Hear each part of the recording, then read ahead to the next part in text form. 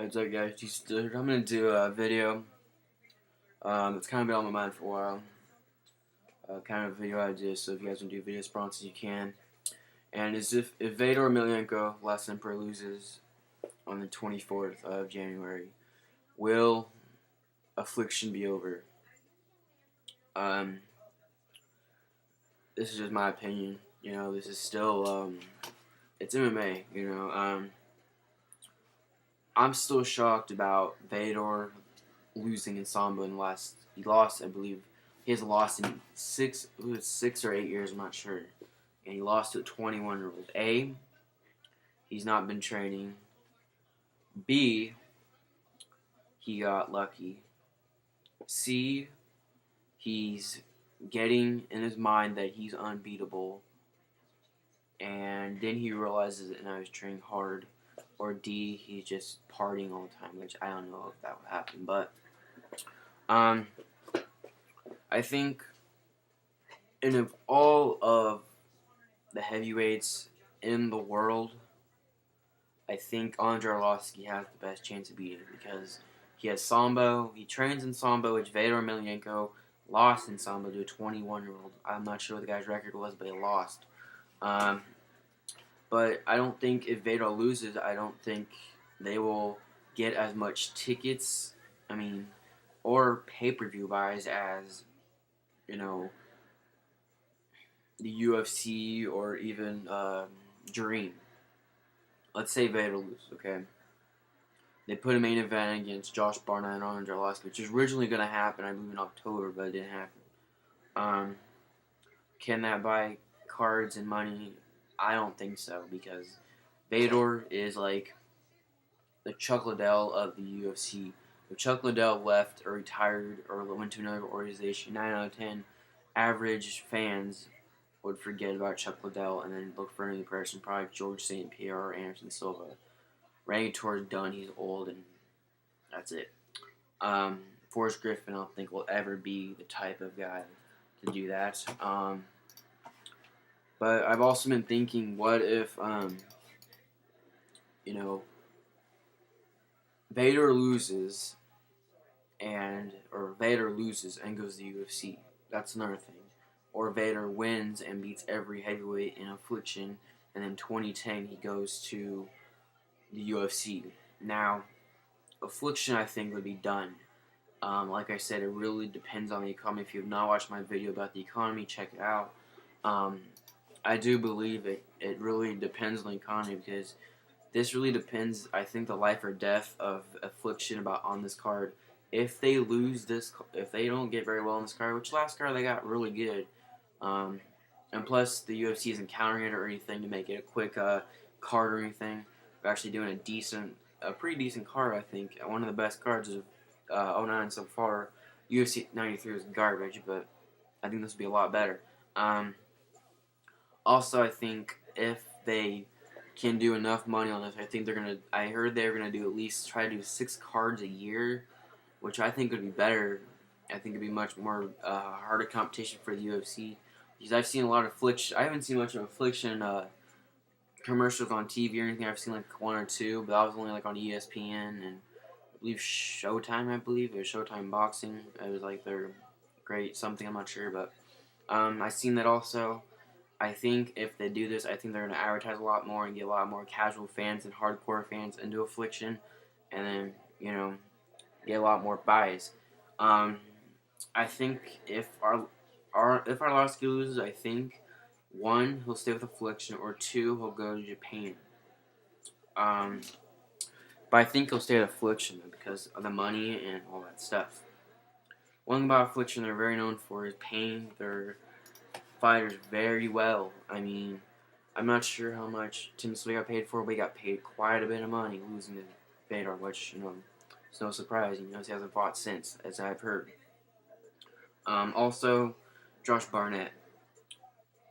If Fedor loses and Arlovski's the champ, I don't think him and Barnett can carry Affliction as long.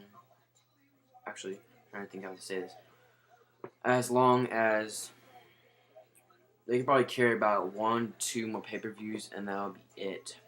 and then Vader will probably win the championship back, and then maybe Affliction will pick up. You know, if you don't know what I'm saying, it's kind of like Monopoly, basically.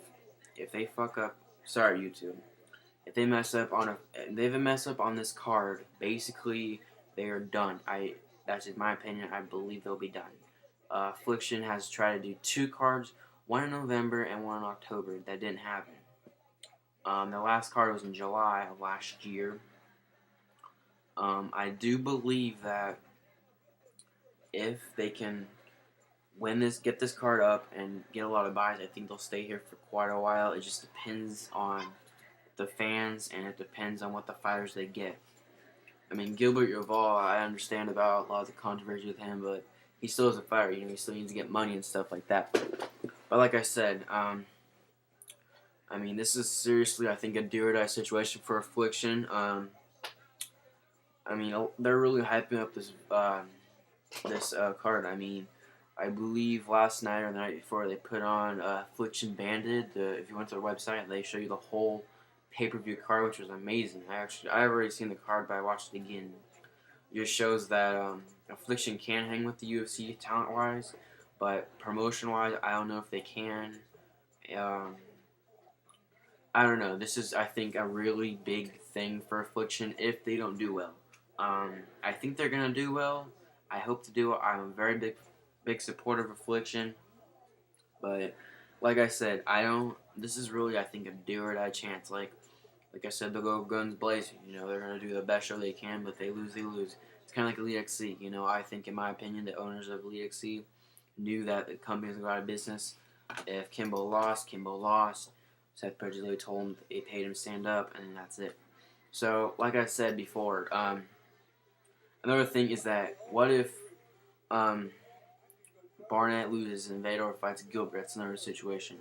If Gilbert fights Fedor, I think Fedor will destroy him, and then Affliction will not last because of the heavyweight competition there is in the Affliction. I mean, there's not really that much of talent in the heavyweight division and Affliction. I mean, there's Fedor, Arlovsky, Gilbert, Pedro Pizzo, Paul Belintello.